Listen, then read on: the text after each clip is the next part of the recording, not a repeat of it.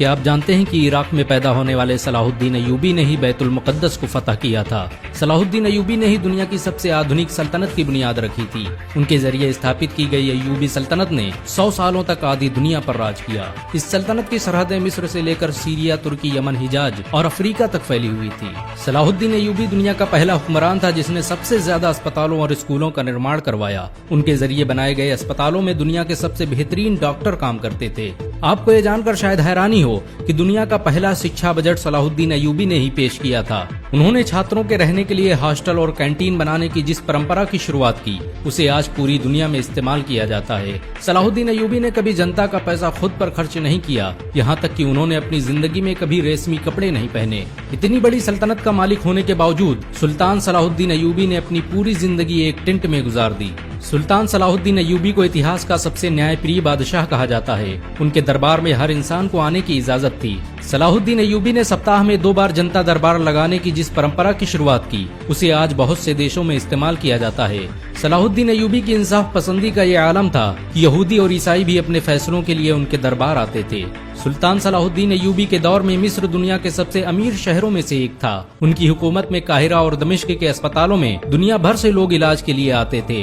دنیا کے مشہور ویگیانک ایڈولارڈ نے سائنس کی شکشا مصر اور سیریا میں حاصل کی تھی۔ آپ کو یہ جان کر شاید حیرانی ہو کہ صلاح الدین ایوبی کے ذریعے استھاپت کی گئی سلطنت ایوبیہ میں ہی آنکھوں کے علاج پر سب سے زیادہ ریسرچ کی گئی۔ موتیا بند کا سب سے بہترین علاج مصر میں ہی کھوجا گیا تھا۔ صلاح الدین ایوبی کی سلطنت میں رہنے والے ابن البیطار نے 300 سے ادھک دواؤں کی کھوج کی۔ اس کی لکھی کتاب المغنی اور کتاب الجامی کو 17ویں صدی عیسوی تک آکسفورڈ جیسی یونیورسٹیوں میں پڑھایا جاتا رہا۔ آپ کو یہ جان کر شاید حیرانی ہو کہ صلاح الدین ایوبی مصر اور سیریا کے پہلے سلطان تھے۔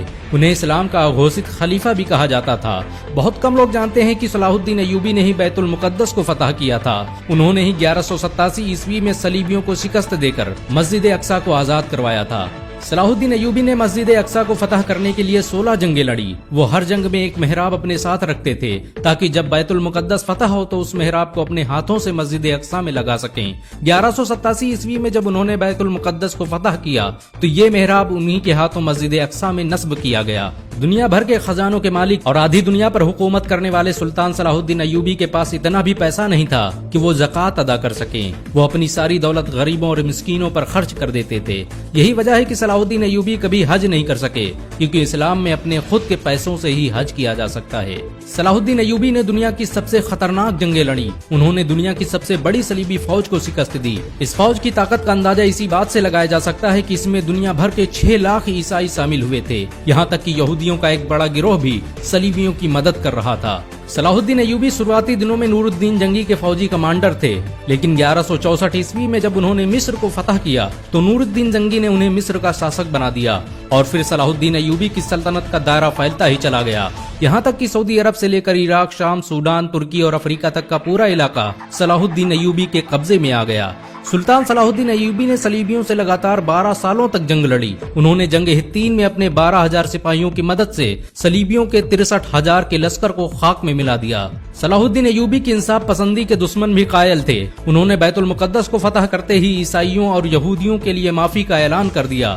انہوں نے عیسائیوں کو نہ صرف بیت المقدس کی زیارت کی اجازت دی بلکہ ان کے لیے کھانے پینے اور رہنے تک کا انتظام کیا۔ صلاح الدین ایوبی کے اس اخلاق سے یہودی اور عیسائی اتنا پربھاوت ہوئے کہ انہوں نے اسلام قبول کر لیا۔ صلاح الدین ایوبی کے ہوتے ہوئے کسی میں مسلمانوں کی طرف آنکھ اٹھانے کی ہمت نہ تھی۔ یروشلم کے بادشاہ کے بھائی نے جب مسلم حاجیوں کے قافلوں کو لوٹا تو سلطان صلاح الدین ایوبی نے اسے سرے عام قتل کر دیا۔ صلاح الدین ایوبی کے ذریعے آزاد کروائے گئے بیت المقدس پر مسلمانوں نے 750 سال حکومت کی، لیکن 1948 میں امریکہ، برطانیہ اور فرانس نے مل کر فلسطین میں ایک یہودی دیش اسرائیل کی استھاپنا کر دی اور بیت المقدس کے آدھے حصے پر یہودیوں نے قبضہ کر لیا۔ 1967 میں ہونے والی عرب اور اسرائیل جنگ میں باقی حصہ بھی یہودیوں کے قبضے میں چلا گیا۔ بیت المقدس مسلمانوں کا قبلہ اول تھا۔ مسلمان پہلے اسی کی طرف منہ کر کے نماز پڑھتے تھے۔ حضرت محمد صلی اللہ علیہ وسلم نے یہیں سے معراج کا سفر طے کیا تھا اور مسجد اقصی میں ہی تمام نبیوں کی امامت کی تھی۔ صلاح الدین ایوبی نے اپنی پوری زندگی میدان جنگ میں گزار دی. انہوں نے 100 سے ادھک جنگیں لڑی اور زیادہ تر میں فتح حاصل کی. بہت کم لوگ جانتے ہیں کہ صلاح الدین ایوبی حافظ قرآن بھی تھے. انہوں نے ماتر 15 سال کی عمر میں ہی قرآن حفظ کر لیا تھا. صلاح الدین ایوبی عراق کے شہر تقریت میں پیدا ہوئے تھے. یہ وہی شہر تھا جہاں بعد میں صدام حسین جیسا شیر پیدا ہوا. صلاح الدین ایوبی کو اسلامی اتہاس کا ہیرو کہا جاتا ہے. مسلمان صلاح الدین ایوبی کو آج بھی عزت کی نظروں سے دیکھتے ہیں. اگر ایک مسلمان ہونے کے ناطے آپ کو گرو محسوس ہوا ہو تو اس ویڈیو کو لائک اور شیئر ضرور کریں. ایسی اور ویڈیو کو دیکھنے کے لیے ہمارے چینل کو سبسکرائب کریں.